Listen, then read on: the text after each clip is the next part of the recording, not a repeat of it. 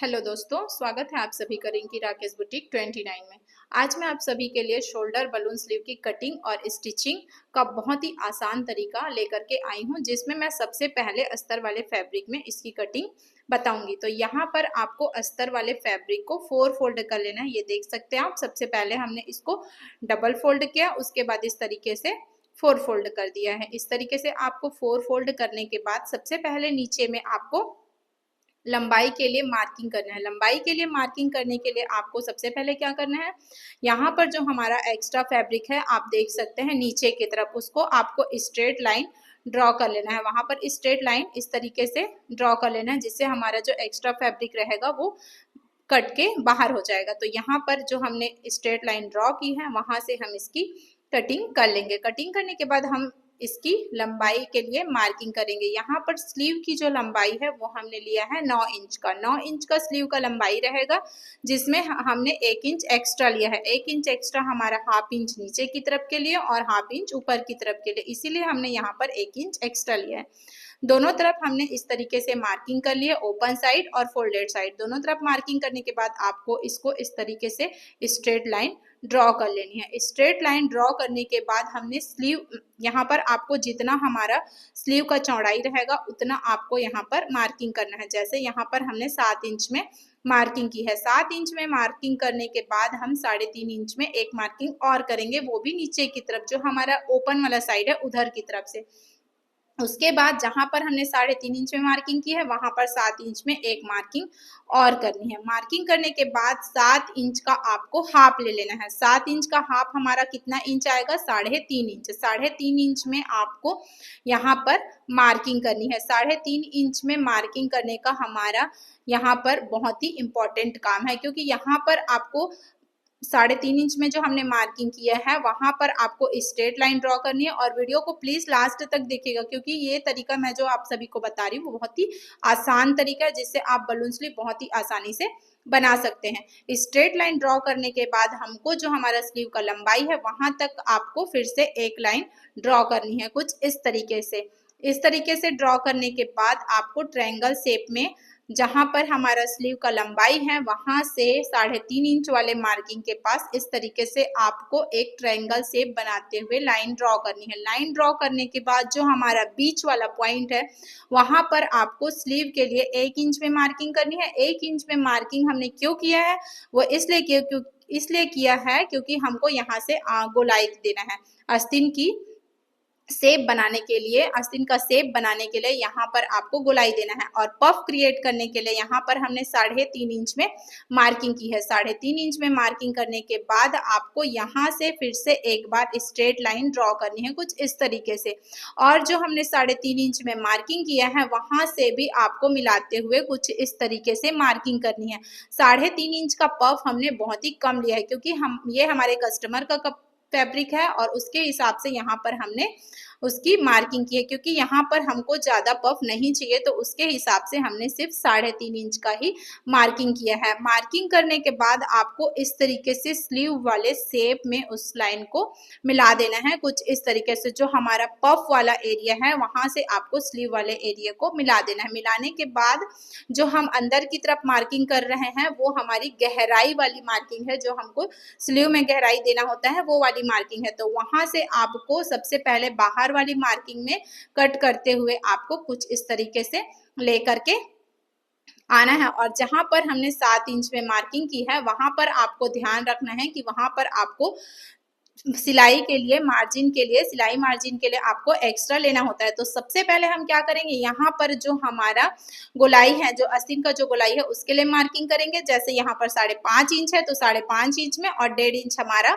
सिलाई मार्जिन। तो सिलाई मार्जिन के लिए हमने 1.5 इंच नीचे की तरफ जो हमारा मोहरी है वहां पर और 1.5 इंच हमारा ऊपर की तरफ, दोनों तरफ कुछ इस तरीके से हमको 1.5 इंच में मार्जिन करते हुए मार्किंग करना है। मार्किंग करने के बाद यहाँ पर आपको देख सकते हैं कुछ इस तरीके से कट कर लेना है। कट करने के बाद इधर की तरफ साइड वाले पल्ले में भी आपको कटिंग कर लेना है। कटिंग करने के बाद ये जो हमारा गोलाई वाला एरिया है, मतलब जो हमारा गहराई वाला एरिया है, उसको भी आपको कट करना है। तो उसको कट करने के लिए आपको कपड़े को कुछ इस तरीके से फैला लेना है, मतलब कपड़े को आपको सिंगल फोल्ड में ले लेना है। यहाँ पर हमने दोनों स्लीव की कटिंग कर रहे हैं, तो दोनों स्लीव की कटिंग करने के लिए यहाँ पर आपको दोनों ही फैब्रिक को कुछ इस तरीके से फैला लेना है। फैलाने के बाद आपको गहराई वाले पल्ले को इस तरीके से काट करके अलग कर लेना है। अब आप देख सकते हैं ये हमारा गहराई वाला एरिया है। बलून स्लीव में आप गहराई दे भी सकते हैं या नहीं दे सकते हैं, ये आप स्किप भी कर सकते हैं। तो जहां से हमारा बलून बनेगा वहां पर आपको मार्किंग करनी है, और जहां से हमारा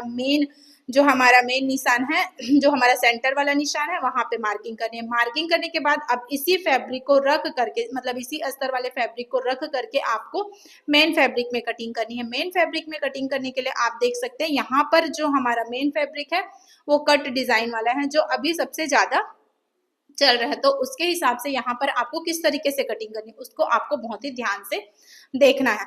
तो यहाँ पर आप क्या करेंगे, यहाँ पर आपको कली जोड़ना होता है, क्योंकि यहाँ पर हमारा फैब्रिक बहुत ही कम है, तो उसके हिसाब से आपको कली जोड़ना है। तो कली जोड़ने के लिए हमको फैब्रिक को कुछ इस तरीके से रखना होता है, और जैसे हमने अस्तर वाले फैब्रिक में इसकी कटिंग की है वैसे ही आपको इसमें कटिंग करना है। तो जो हमारा एक्स्ट्रा निकला हुआ फैब्रिक है वहां तक ही हम इसकी लंबाई को लेंगे। तो उसके लिए आपको इस तरीके से फैब्रिक को, अस्तर वाले फैब्रिक को रख करके इसकी मेन फैब्रिक की कटिंग करनी है। तो इस तरीके से आप देख सकते हैं हमने कुछ इस तरीके से इसकी कटिंग कर ली है। कटिंग करने के बाद आप देख सकते हैं ये देखिए इस तरीके से, और हमारा कली भी इसी के साथ कट चुका है। अब हम क्या करेंगे, इसकी स्टिचिंग करके आप सभी को दिखाते हैं। स्टिचिंग का भी तरीका मैं आप सभी को बहुत ही आसान तरीका बताने वाली हूँ। तो कली को आपको कुछ इस तरीके से अलग कर लेना है। अलग करने के बाद जितना हमारा कपड़ा हमने लिया है उतना आपको बाहर की तरफ निकालते हुए कुछ इस तरीके से इसकी कली को अटैच करना है। ये देखिए आप देख सकते हैं हमने बाहर की तरफ इसका फैब्रिक एक्स्ट्रा निकाल के ही इसकी स्टिचिंग कर रहे हैं। ये देखिए आपको कुछ इस तरीके से सिलाई लगा लेना है, और इसकी मजबूती के लिए आपको इसमें डबल सिलाई भी लगा लेना है इस तरीके से, और इसको आपको हल्का सा प्रेस कर देना है। ये देखिए कुछ इस तरीके से इसको प्रेस कर देना है। तो दोनों साइड की स्लीव को हमको सेम इसी तरीके से ही अटैच करना है। ये देखिए ये हमारा दूसरा वाला स्लीव है, तो इसको भी आपको सेम उसी तरीके से अटैच करना है। ये देखिए यहाँ से भी हमने उसी तरीके से सेम सिलाई लगा लिया है। अब दोनों साइड की स्लीव को हमने सेम सिलाई लगाने के बाद जो हमारा अस्तर वाला कपड़ा है उसको कुछ इस तरीके से रख लेना है, और इसमें हमने गहराई, मेन फैब्रिक में हमने गहराई नहीं कट किया है, तो आपको उस बात का ध्यान रखना है। तो इस तरीके से आपको स्लीव को रखना है और इसको आपको नीचे की तरफ रखना है। अब हम इसको कैसे अटैच करेंगे, आप देख सकते हैं नीचे हमारा कट वर्क बना हुआ है, तो उसके हिसाब से आपको नीचे कैसे अटैच करना है उसको आपको बहुत ही ध्यान से देखना है। जितना हमने एक्स्ट्रा फैब्रिक इसमें निकाला हुआ है उसको आपको मोड़ते हुए, ये यहाँ पर आप सबसे पहले अस्तर वाले फैब्रिक को कुछ इस तरीके से फोल्ड करेंगे। ये देखिए, और जो हमारा एक्स्ट्रा फैब्रिक है आप देख सकते हैं यहाँ से हमारा कट वर्क है, जहां से हमारा एक्स्ट्रा फैब्रिक है, तो वहीं से आपको इसको मिलाते हुए, अस्तर वाले फैब्रिक को मिलाते हुए स्टिचिंग करना स्टार्ट करना है। ये देखिए यहाँ से इसको आपको अंदर की तरफ फोल्ड करना है। फोल्ड करने के बाद यहीं से किनारे से आपको सिलाई लगा लेना है, और सिलाई लगाते हुए आपको पूरा लेके जाना है कुछ इस तरीके से। ये देखिए, और सेम आपको लास्ट में भी उसी तरीके से ही सिलाई लगाते हुए लेकर के जाना है। ये देखिए यहाँ तक आने के बाद आपको बहुत ही सावधानी से ही इसकी सिलाई लगानी है, क्योंकि ये पूरा नग लगा हुआ है तो इसमें आपका सुई टूटने का भी डर रहता है, तो आपको उसको बहुत ही सावधानी से सिलाई लगाना है। सिलाई लगाते हुए आपको ले जाना है, और जो हमारा अस्तर वाला फैब्रिक है और मेन फैब्रिक है दोनों को आपको एक दूसरे के साथ अटैच कर लेना है। और गहराई का भी ध्यान रखना है, क्योंकि ये अगर आप ध्यान नहीं रखेंगे तो हमारा स्लीव, दोनों साइड का जो स्लीव है वो एक ही साइड का स्लीव बन जाएगा, क्योंकि हमने यहाँ पर सिर्फ अस्तर वाले फैब्रिक में ही गहराई कट किया है, मेन फैब्रिक में यहाँ पर गहराई नहीं कट किया है। आप चाहें तो अस्तर और मेन फैब्रिक दोनों में ही गहराई कट कर सकते हैं। यहाँ पर हमने नहीं किया है। तो इस तरीके से आपको अटैच करना है और आप देख सकते हैं जितना भी हमारा एक्स्ट्रा फैब्रिक है, जो हमने मेन फैब्रिक में एक्स्ट्रा फैब्रिक निकाला हुआ था, उसको आपको कुछ इस तरीके से कट कर लेना है और जहाँ जहाँ पर हमने इसके लिए मार्किंग किया है वहाँ पर आपको मेन फैब्रिक में भी मार्किंग कर लेनी है।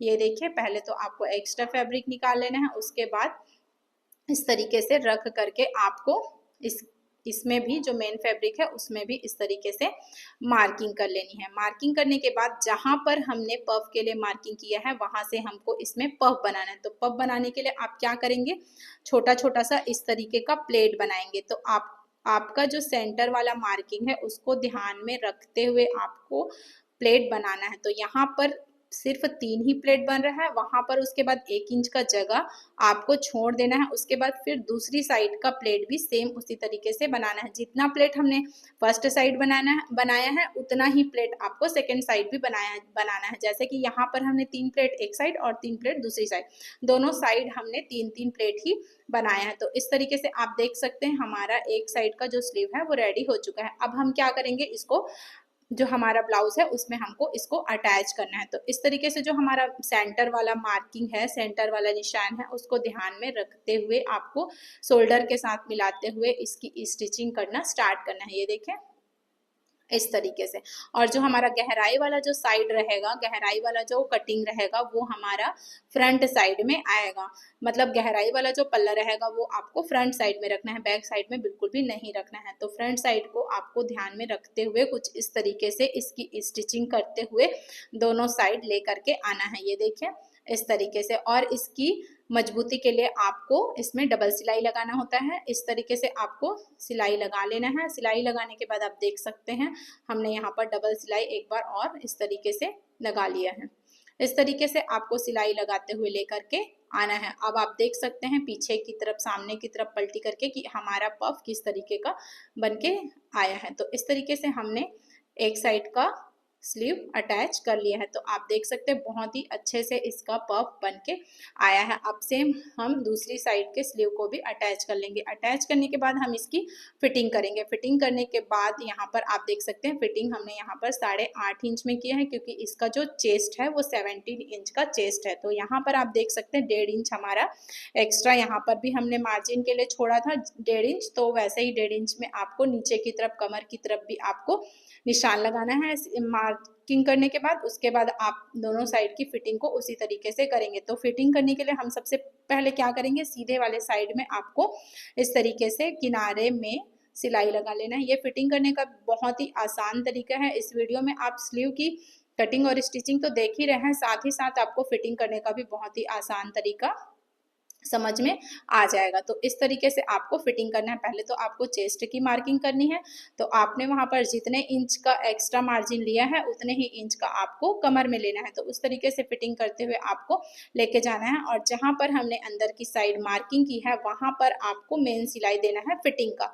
तो जो हमारा एक्स्ट्रा फैब्रिक बचेगा वो हमारी लूजिंग के लिए बचेगा। अगर आपको कभी भी इसको ढीला करना हो तो आप इसको बहुत ही आसानी से कर सकेंगे। तो इस तरीके से आपको लेकर के आना है। 5.5 इंच इसका मोहरी है। तो यहाँ पर लाने के बाद जो हमारा आर्म होल वाला मार्किंग है वहां पर लाने के बाद आपको इसके स्लीव की मार्किंग करनी है। स्लीव की जो गोलाई है उसकी मार्किंग करनी है और उसको स्ट्रेट इस तरीके से मिला देना है।